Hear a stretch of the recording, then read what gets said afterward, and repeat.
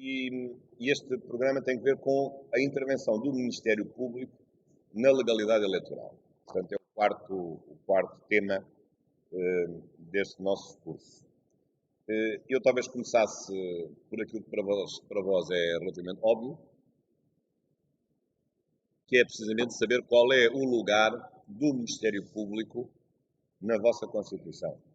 Aliás, não tem nada de extraordinário, mas é o lugar do Ministério Público no âmbito de uma Constituição que consagra um Estado de Direito Democrático. A vossa Constituição, como sabem, tem algumas lacunas, é um assunto que está na ordem do dia e, apesar disso, faz uma referência ao Ministério Público. Portanto, há o artigo 25, que é um artigo que tem um conjunto de regras importantes sobre a definição do Ministério Público. E aquilo que me parece mais importante é, além da estrutura interna do Ministério Público, tem uma Procuradoria-Geral da República, onde nós estamos, e o modo como é designado o próprio Procurador-Geral da República, isso agora não nos interessa muito. Interessa, sobretudo, dizer que o Ministério Público é uma estrutura de magistrados do Ministério Público, portanto, procuradores, na designação comum, depois tem várias categorias, mas quais são aqui as missões do Ministério Público? Eu diria que aqui estão 4 ou talvez até 5 missões, ou 5 atribuições. Há uma que é óbvia, que é a ação penal, é o Ministério Público que deve dirigir, é o titular da ação penal, como se costuma dizer, portanto, é ele que deve iniciar e dirigir um inquérito, terminando com uma acusação ou com um arquivamento, depois, se houver acusação, representar o Estado nessa função acusatória, nas fases seguintes da acusação e do julgamento, feito perante tribunais independentes, em relação ao qual o Ministério Público representa, digamos, o titular da ação penal, não é bem uma parte, mas é como se fosse uma parte, a parte da acusação. Mas, sobretudo, aqui a importância é o Ministério Público na fase da investigação, que deve fazê-lo dirigindo o inquérito e com a colaboração das entidades que têm os poderes, que têm poderes de polícia criminal, sobretudo a polícia judiciária, mas o Ministério Público não é só isso. O Ministério Público também, em segundo lugar, pode representar o Estado, sobretudo quando o Estado é objeto de impugnações administrativas, quando há ações ou recursos contra os atos do Estado. O Ministério Público deve ser o advogado do Estado, neste sentido.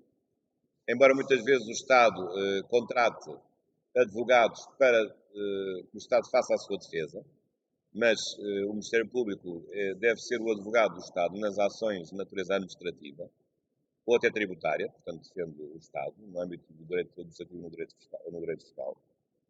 É uma função que às vezes as pessoas não percebem bem e que não é muito referida. Uma terceira função é a proteção dos desvalidos, das pessoas desprotegidas, portanto, dos menores, dos incapazes, dos ausentes,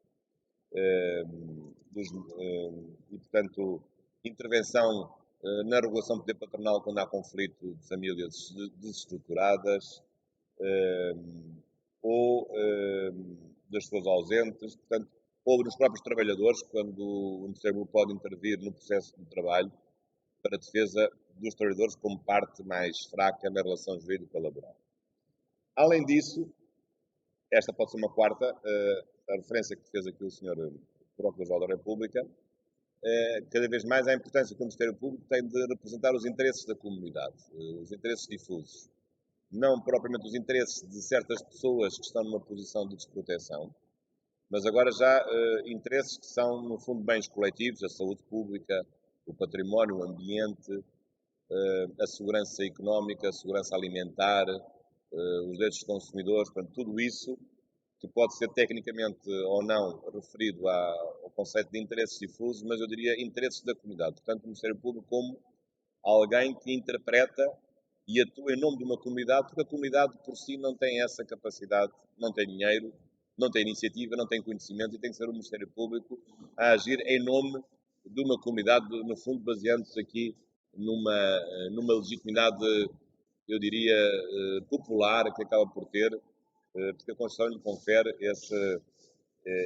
essa ação em nome da comunidade. Aliás, reparem que a vossa Constituição, no artigo 125, é até muito precisa nesse ponto, não é habitual, porque diz que o Ministério Público é o órgão do Estado encarregado junto dos tribunais de representar o interesse público e social. E social. O social aqui serve para a proteção de certas pessoas que especificamente estão em necessidade, mas também o social serve para representar a comunidade nos seus interesses cívicos. Portanto, pode ser visto numa perspectiva mais individual ou numa perspectiva mais comunitária. Mais do que isso ainda, como quinta atribuição do Ministério Público, a defesa da legalidade, ou da legalidade democrática, se quiserem, que é uma expressão célebre na Constituição Portuguesa. O Ministério Público também existe para agir, para intentar ações, depois de fiscalizações feitas, para corrigir ilegalidades. A principal delas é quando há uma lei inconstitucional, o Ministério Público deve pedir a fiscalização da constante da lei. Se acha que uma lei é inconstitucional, portanto, faz um pedido aos órgãos com poderes de fiscalização para que isso se faça. Mas não é só na fiscalização da inconstitucionalidade, não é só aí, embora isso seja importante. E isso não tem nada a ver com o facto de estar a meter em questões políticas, porque normalmente o Parlamento nunca gosta que isso aconteça, ou o Governo, porque acha que o Ministério Público está a meter em questões políticas. Não, uma lei inconstitucional não é uma questão política, é uma questão séria de constitucionalidade. E o Ministério Público pede, o Tribunal decide, pode ganhar, pode perder, mas ninguém tem que levar a mal que o Ministério Público faça uma ação, intente uma ação, achando, na sua liberdade de entendimento, que aquela lei é inconstitucional. Depois, se não for, amigos à mesma. Mas ninguém pode levar a mal que suscite essa fiscalização. Mas mais do que isso, também deve fazer essa intervenção junto dos tribunais para invalidar atos públicos e privados que sejam ilegais. Por exemplo, na constituição de associações. Mas isso já me aconteceu uma vez. Eu sou presidente de várias associações científicas e julgo que na primeira delas, associações privadas sem fins lucrativos, estão previstas no nosso Código Civil, que é igual ao vosso, e a certa altura nos estatutos, julgo que eu tinha colocado que a sede da associação podia ser mudada por deliberação da direção. Uma coisa desse género, porque era uma questão de facilidade, porque isto era uma associação universitária, que estava na Faculdade da Universidade Nova, mas eu podia mais tarde querer mudar a sede, porque pretendia também ser nacional e não apenas ser uma associação da faculdade ou de algumas pessoas da faculdade, porque na verdade ainda existe, é uma associação nacional, e até com ilustres colegas estrangeiros.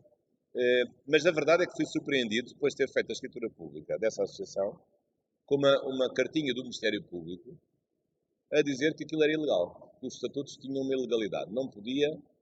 A sede não podia ser mudada por simples decisão da direção. Julgo que era mais ou menos isso, não me recordo bem, isso já foi há 15 anos. E, portanto, isto significa que o Ministério Público pode intervir nos atos de constituição, por exemplo, de associações. E se, no caso, se eu não me conformasse com essa alteração, é claro que fui de novo ao notário corrigir essa norma dos estatutos, eu, digamos, a Assembleia Constitutiva da Associação, mas se eu não o fizesse, o que é que o Ministério Público faria?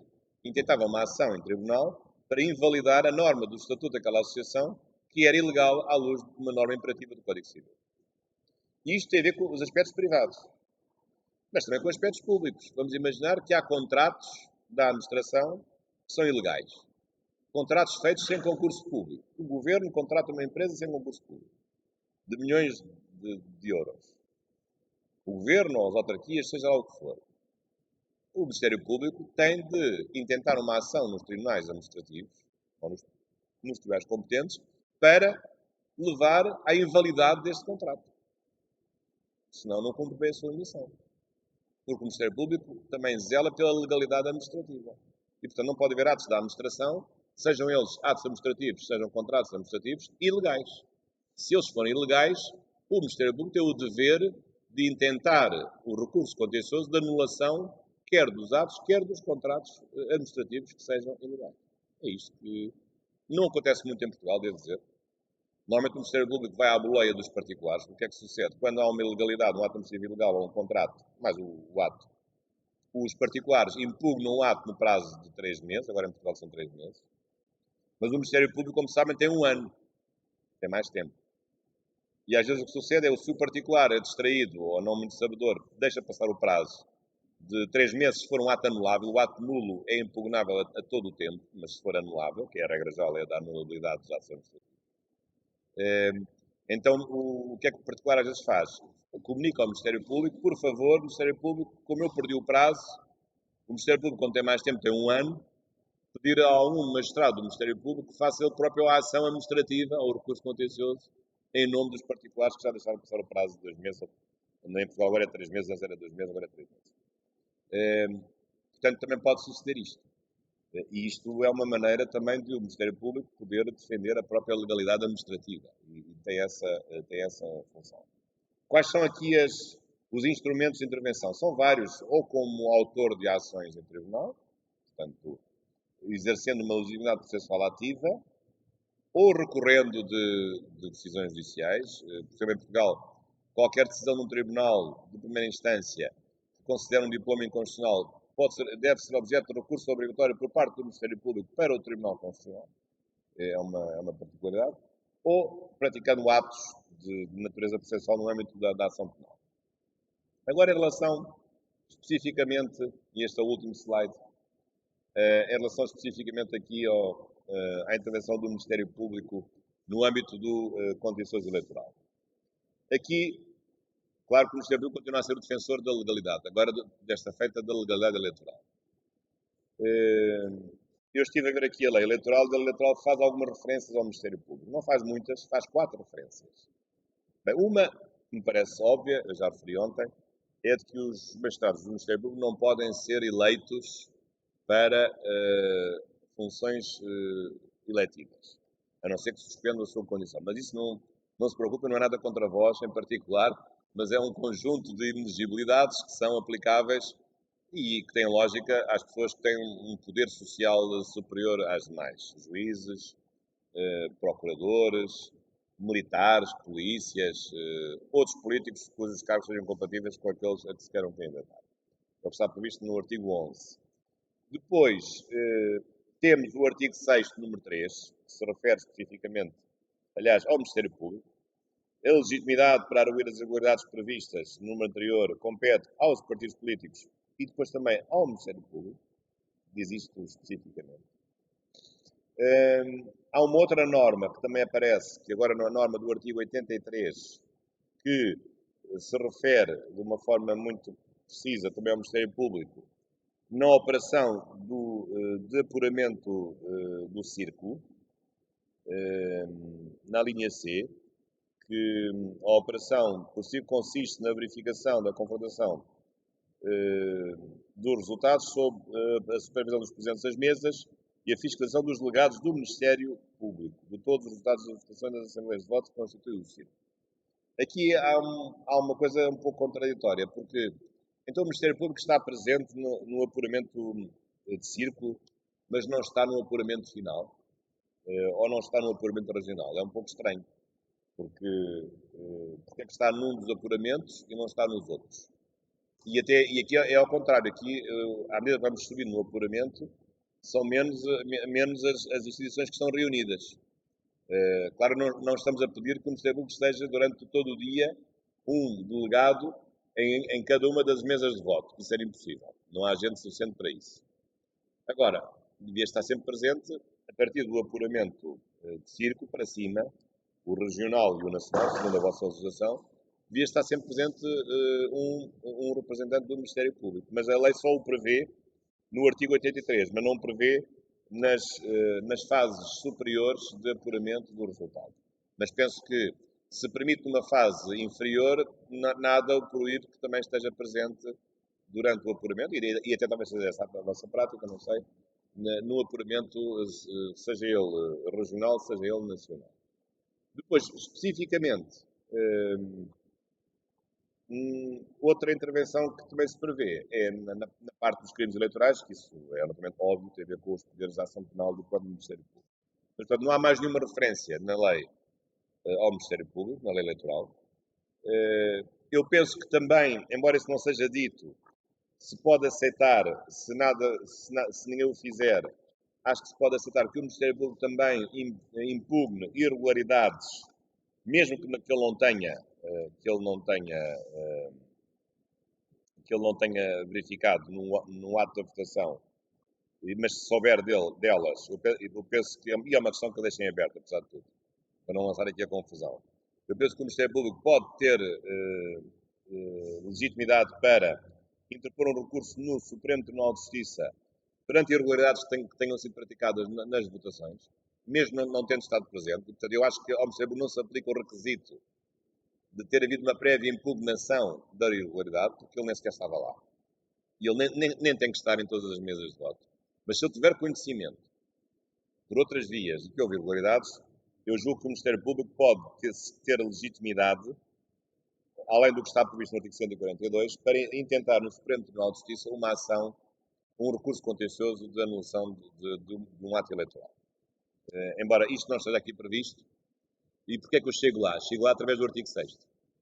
O artigo 6º confere ao Ministério Público uma capacidade geral de intervenção processual na verificação dos resultados eleitorais.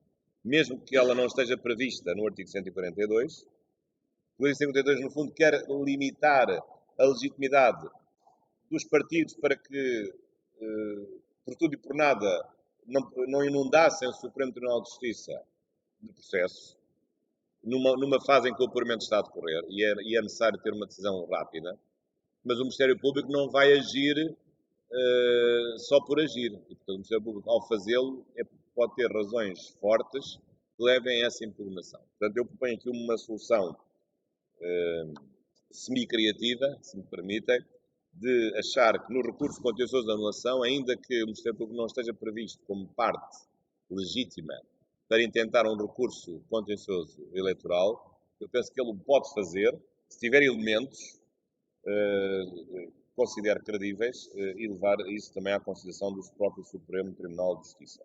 E às vezes até o pode fazer perante a inércia dos próprios candidatos ou perante os erros que os candidatos cometem. Claro que aí é mais difícil, porque se o Ministério Público se vai substituir à inércia dos candidatos, está a tomar partido por uma das candidaturas. Isso é mais perigoso. Agora, pode haver outro tipo de irregularidades que ninguém tenha detectado, que ninguém tenha impugnado, que ninguém tenha protestado. E eu acho que o Ministério Público, se tiver conhecimento delas, tem todo o direito de levar ao conhecimento do Supremo Tribunal de Justiça a sua prática, para que o Supremo Tribunal de Justiça, na sua total independência, decida se essas irregularidades são ou não são procedentes. Portanto, era isto que eu vos queria dizer, agora com esta parte final. Talvez agora, se o Dr. Pansal achar bem, podemos agora fazer um intervalo de 10 minutos e depois termos a seguir de novo uma conversa. Eu lancei aqui esta nova interpretação do artigo 143 e hoje à tarde teremos o técnico da Comissão Nacional de Eleições e julgo que vamos reunir os dois grupos, porque penso que não terá vindo anteontem, mas hoje à tarde vem e penso que é importante também ter uma perspectiva mais prática desta mesma realidade. Muito obrigado pela vossa atenção e vamos agora fazer um intervalo. Até já.